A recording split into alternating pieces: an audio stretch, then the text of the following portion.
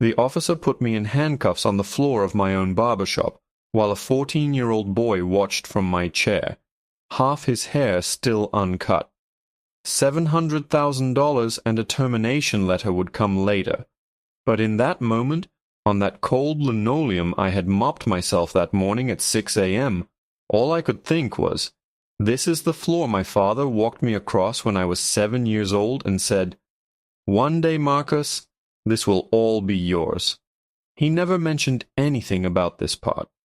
But to understand how we got to that floor, to that boy's face, to those zip ties, to everything that came after, I need to take you back 3 weeks, to a Tuesday in October that started the way all my best days started, with the smell of pomade, the sound of clippers, and a world that still made sense.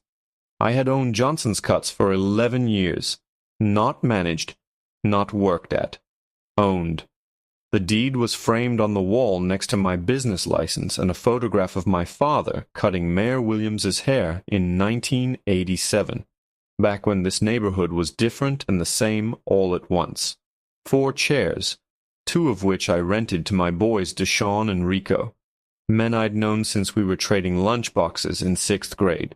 The waiting area had 6 leather chairs my mother helped me pick out from a furniture liquidator in St. Louis, and she had stood in that warehouse with her reading glasses pushed up on her forehead and said, "Not those, baby, they'll crack by winter. These ones." She was right. 11 years later, those chairs had held thousands of bodies and hadn't cracked once.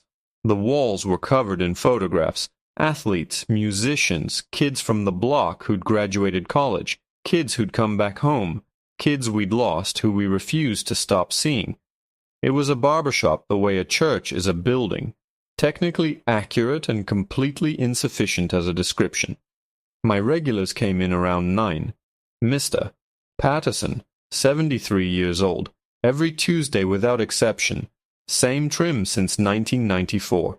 He brought donuts from the bakery 2 blocks over and set the box on the counter without saying a word, and I nodded without saying a word, and that was our entire greeting ritual, and it was the most civilized transaction I knew. By 10 the waiting area was full, and by noon it was gloriously loud. Somebody always arguing about basketball, somebody's kid working on homework in the corner, Deshaun running his mouth and his clippers simultaneously, both of them moving faster than anybody else in the room. I had built this from a loan my mother co-signed when she was 58 years old. "Don't make me regret this," she'd said with a smile that already knew she wouldn't. I was 38. I had never been prouder of anything. The first time I saw Officer Daniels, he was standing on the corner outside with his thumbs in his belt, staring at my entrance like the building owed him money. This was a Wednesday, 3 weeks before the arrest. I noticed him because he wasn't moving, not walking a beat, not talking to anyone, just watching. Deshaun caught my eye in the mirror and gave the smallest shrug, the kind that says, "I see it, you see it. We're not making it a thing yet." I went back to my client. Cops walked the neighborhood. That was the job. I had nothing to hide, and I was not going to let a man standing on a public sidewalk ruin a perfectly good Wednesday in my perfectly good shop. He came back Thursday, then Monday, then the following Wednesday again. Always the same corner, always the same posture, always that expression that wasn't quite hostility, but wasn't anything close to neutral either. One morning I was sweeping the sidewalk, something I had done every single day for 11 years, something my father had done before me, and he walked past close enough that I could read his badge number without squinting. 4471. I went inside, found a napkin, and wrote it down. I didn't know why I did it. Some old instinct. The kind that lives in your bones before your brain catches up. That tells you when air pressure is changing before a storm arrives. It was my client Terry who finally said it out loud. He was 26, worked logistics on the east side, came in every 2 weeks for a shape-up, and on that particular Friday he dropped into my chair, looked at Daniels through the window, and said without lowering his voice at all, That cop's been watching this place like he owns it. I kept my clippers moving, kept my voice easy. Some people got nothing better to do, I said. Terry laughed, but it didn't reach his eyes. Across the shop, Rico set his clippers down for one beat, just one, then picked them back up. The TV played ESPN. The clippers hummed. Daniel stood on the corner, and the feeling I'd been rationalizing away for 2 weeks pushed itself a little deeper into my chest, like a splinter working its way toward something vital. The Tuesday it happened was supposed to be a good day. 6 appointments before noon, 2 walk-ins already seated by 10:30, Mr. Patterson's donuts on the counter, Deshawn texting me apologies in all caps about traffic, which made me grin because he'd been 15 minutes late once a month for 6 years, and apologized every single time like it was the first. I was halfway through a cut on Jalen, a 14-year-old whose mother dropped him on her way to work, when the door opened and Officer Daniels walked in. Beside him was a younger officer I hadn't seen before. Pryor, I would later learn. Daniels scanned the room the way a man scans a space he has already decided he doesn't respect. His eyes moved past Mr. Patterson, past the framed license, past my father's photograph, and landed on me. "Marcus Johnson," he said. Not a question, a declaration. I set my clippers down, slowly, deliberately. My father taught me, when someone watches you, never let them see the flinch. "That's me," I said. "This is my shop." "We've received a complaint," Daniels said, moving further into the space as if I'd issued an invitation, "about controlled substances being sold from this location." The room went still. That particular quality of stillness, where suddenly you can hear everything, the refrigerator behind the counter, the television nobody was watching anymore, Mr. Patterson's coffee cup touching down on the armrest with the careful precision of a man trying not to breathe too loud. Jalen sat motionless in my chair, half his hair undone, his eyes in the mirror wide enough to swallow the whole room. My chest felt like something cold and heavy had been lowered into it. "There are no substances being sold from this location," I said. My voice was steady. I was very proud of how steady it was. "This is a licensed barbershop. You can see my license right there." I nodded toward the wall. Daniels looked at the license. Then he looked back at me with an expression that made it clear the license was not what he'd come for. "I'm going to need you to step outside with me," he said. "On what grounds?" I asked. "Sir, step outside." "I'm in the middle of a haircut," I said. My voice was still steady. "There is a child in my chair. I'm asking you what legal grounds." What happened next took less than 20 seconds. Daniel said something into his radio I didn't catch. He moved toward me. I took one step back. Reflex, not aggression, the kind of step a body takes when it senses something coming. And apparently that was the movement he had been waiting for, because his hand was on my arm before I finished the motion. Then everything became the floor rushing up, and my cheek against the linoleum, and the cold plastic of zip ties on my wrists, and Jalen making a sound behind me that I will carry in my body until the day I die, a sound no 14-year-old should make. "Mr. Patterson said, 'What in God's name?' in a voice I had never heard from him across 11 years of Tuesdays. A voice worn smooth by 7 decades and still not prepared for this. The shop smelled like pomade and fresh coffee, and something new underneath all of that. Something sharp and metallic that I eventually recognized as fear. My own. I remember the texture of the linoleum under my cheek. I remember thinking, I mopped this floor this morning. I remember thinking, my father walked me across this floor when I was 7 years old. $472 in the register. License on the wall. 11 years. And this man was doing this to me in front of a child, in front of Mr. Patterson's donuts, in front of every photograph on every wall. They walked me out in zip ties through my own front door, Through the window of the patrol car, I could see Rico standing in the doorway with his phone raised recording. Even then, in that specific cold humiliation, something in my chest released the smallest fraction of its grip. Evidence. At least there would be evidence. I didn't know yet how much I was going to need it, or how much worse things were about to get before a single thing got better. They held me for 6 hours. 6 hours in a processing room that smelled like industrial cleaner and old coffee, sitting in a plastic chair with my wrists marked from the zip ties, watching a clock on the wall move with the particular cruelty of clocks in rooms you don't want to be in. The charge written on the booking sheet, possession with intent to distribute, was so absurd that for a moment I actually laughed. One short sound, nothing funny about it. The officer behind the desk looked up at me. I stopped. A man in my situation doesn't get to laugh at absurdity. That was the first lesson of the night. The system had a very specific idea of how I was supposed to behave, and amusement was not on the list. My attorney, a woman named Carla Reeves, who had been handling civil rights cases in this city for 19 years, arrived at 9:15 in the evening with a leather briefcase and an expression that I would later come to recognize as her working face. Not warm, not cold. Precise in the way a scalpel is precise. She sat across from me, set the briefcase on the table, and said, "Tell me everything. Start with the badge number." I pulled the napkin out of my pocket. I had kept it through the entire arrest, through processing, through 6 hours in that plastic chair. A little crumpled, slightly damp, but readable. 4471. She looked at it, and something shifted in her eyes, quick as a blink, gone before I could name it. "You wrote this down before today," she said. It wasn't a question. 3 weeks ago, I said. She nodded slowly. "Good," she said. "That's very good, Marcus."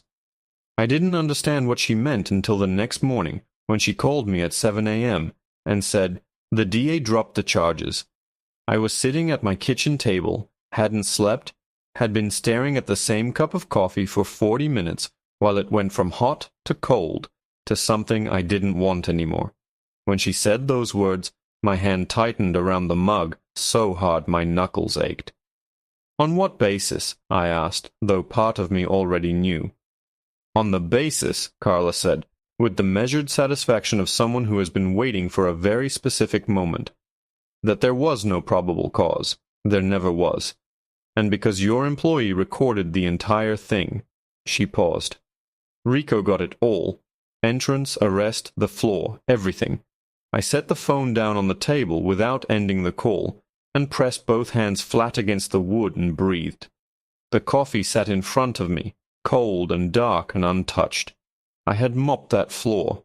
My father had walked me across that floor. And now a video of me on that floor was going to do something.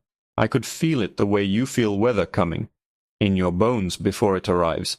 But then came the first twist, and it was the kind that makes everything worse before it makes anything better. Carla called again 2 days later. Her voice had a new quality, still precise, but with something running underneath it, a current I hadn't heard before. "I pulled Daniel's record," she said. "He's done this before." The cold settled into my chest like something poured in from outside. "How many times?" I asked. 3 documented complaints in 4 years, she said. 2 black business owners, 1 black resident. Complaint, internal review, cleared each time. She let that sit for a moment. "But there's something else. The complaints were reviewed by the same supervising sergeant. Every single one." I didn't say anything. The refrigerator hummed. Outside, a car passed. "His name is Garrett," Carla said. "Sergeant Brian Garrett. He's been running interference for Daniel since 2019. The cold in my chest spread to my hands. 3 times. 3 people before me. 3 times this man had done this to someone in this city, and 3 times someone had looked at the paperwork and said, "Cleared." I thought about the napkin in my pocket. I thought about those other 3 people and whether any of them had written anything down, and what had happened to them anyway. I called Deshawn that night. He picked up on the second ring, which meant he'd been waiting. "You good?" he asked before I even spoke. "Working on it," I said. He was quiet for a moment. Then, "Rico's video got 400,000 views." I didn't say anything to that either. 400,000 people had watched me get put on my own floor.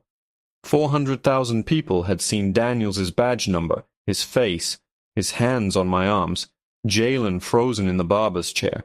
I didn't know yet whether that was power or just exposure, but I was starting to understand that in cases like mine, sometimes those were the same thing. The second twist came from a woman I'd never met. Her name was Donna Tate, and Carla found her through the third complaint in Daniel's file. A woman who had owned a dry cleaning business 3 blocks from Johnson's Cuts, who had closed it down 18 months ago, who had told anyone who would listen that a cop had been harassing her until she couldn't take it anymore, and walked away from a business her grandmother had started.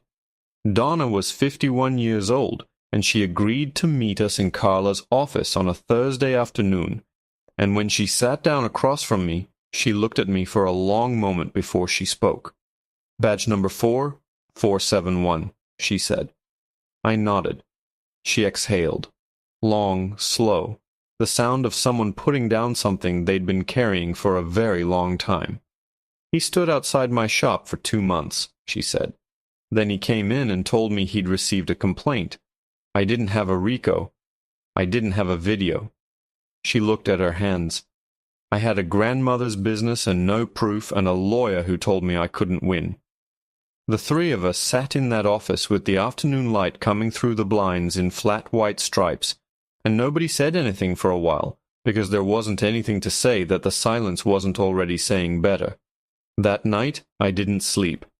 I sat at the kitchen table until 4 in the morning, the way you sit when your body has decided that lying down is somehow dishonest. I made coffee. I didn't drink. I looked at the framed photo I kept on the counter. My father and me, taken the day I signed the lease on the shop. Him with his arm around my shoulders, both of us grinning like idiots, like men who can't believe their luck. He'd been gone 6 years by then. I talked to the photo sometimes, not in a way I'd admit to anyone, just quietly, the way you say things to people when you miss them, and the missing gets too physical to hold inside. "I'm not walking away," I said to him that night. "I need you to know that." The kitchen was dark except for the range light. The coffee cooled. Outside, the neighborhood was doing what neighborhoods do at 4 in the morning, breathing slowly, waiting for something that might be dawn. I thought about Donna Tate closing her grandmother's shop and walking away. I thought about those 3 complaints cleared every time. I thought about Jalen's face in the mirror. I thought about the linoleum and my father's voice saying one day, "Son, this will all be yours." Something in me went very quiet and very still, the way water goes still right before it freezes. I was done grieving what had happened to me. I was going to make sure it was the last thing that happened to anyone. Carla filed the federal Section 1983 civil rights lawsuit on a Monday morning. By Wednesday, the story had been picked up by 3 news stations.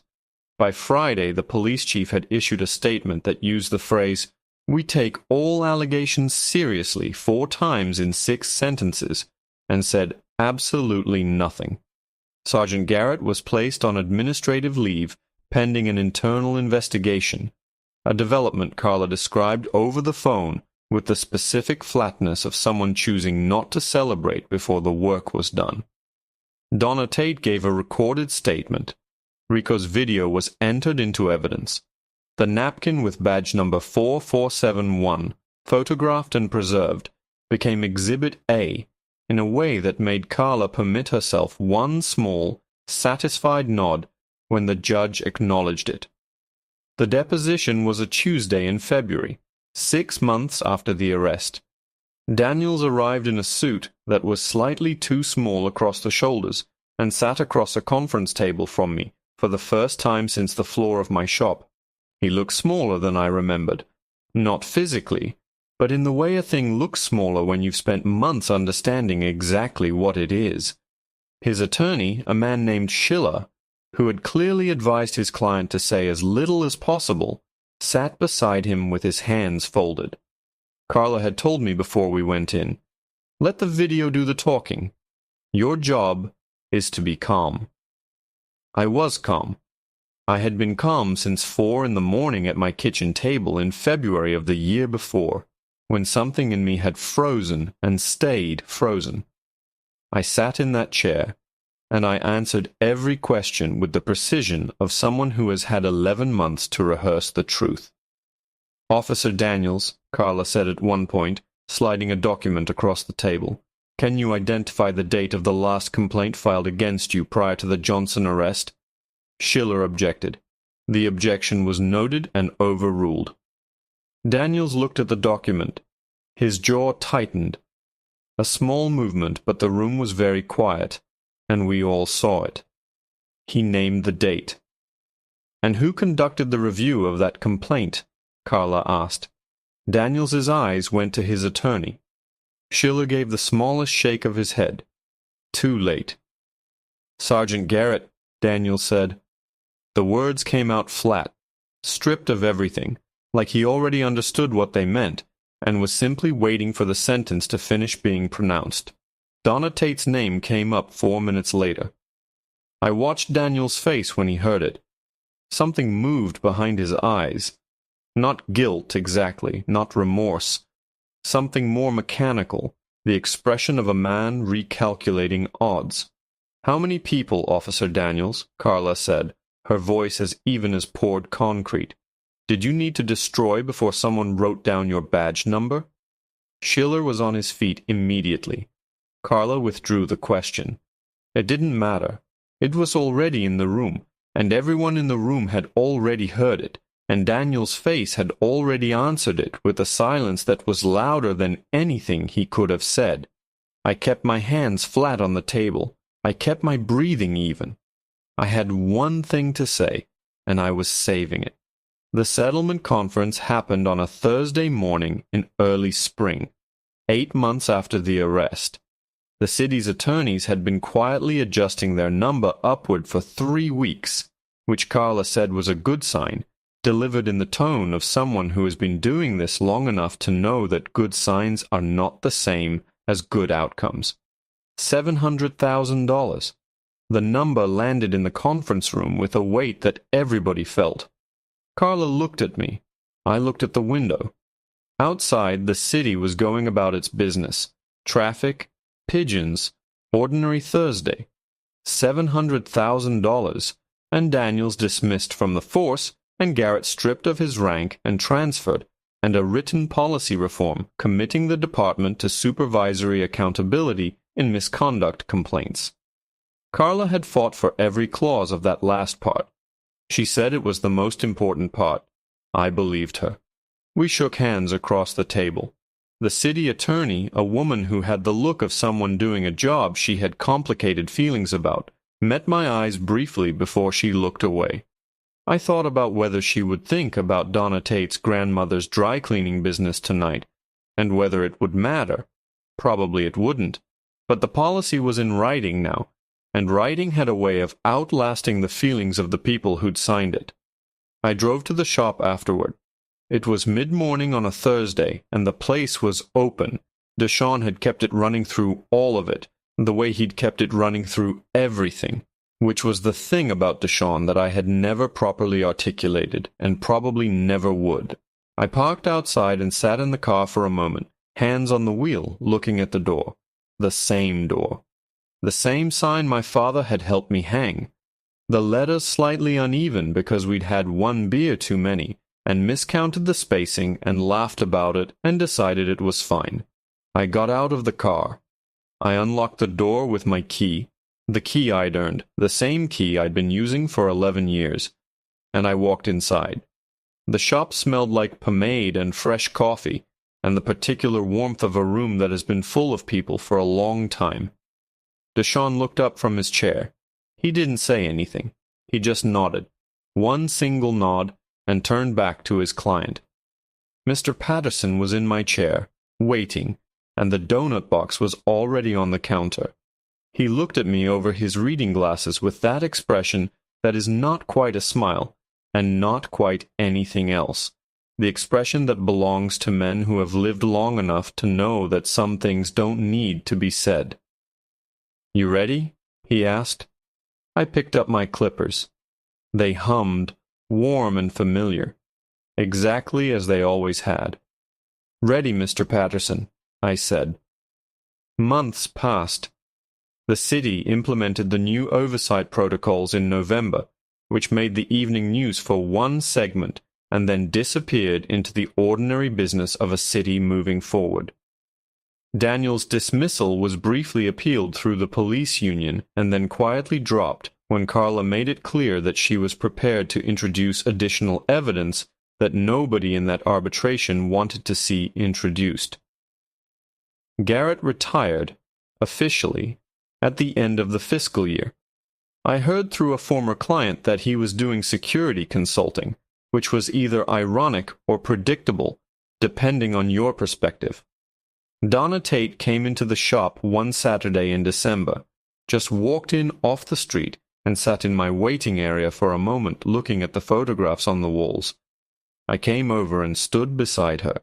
"My grandmother used to bring me to a place like this," she said. "Felt like the whole neighborhood was here." "Still is," I said. She nodded.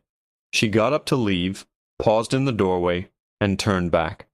4471, she said. "Just those 4 numbers." I nodded. She walked out into the December light. The last Saturday of that year, I came in early, before anyone else, before the appointments, before Mr. Patterson's donuts. I unlocked the door in the cold morning dark and turned on the lights and stood alone in my shop for a while. The photographs were all still there. My father was still cutting Mayor Williams's hair in 1987. The business license was still on the wall. The leather chairs my mother had picked out in St. Louis had not cracked. I walked to the center of the room, and I stood on the linoleum floor, the floor I mopped every morning, the floor my father had walked me across 31 years ago. I looked down at it, just clean linoleum, a floor in a shop that belonged to me. I had mopped it myself that morning, at 6 a.m., same as always. And for the first time in 14 months, standing on that floor felt exactly like what it was.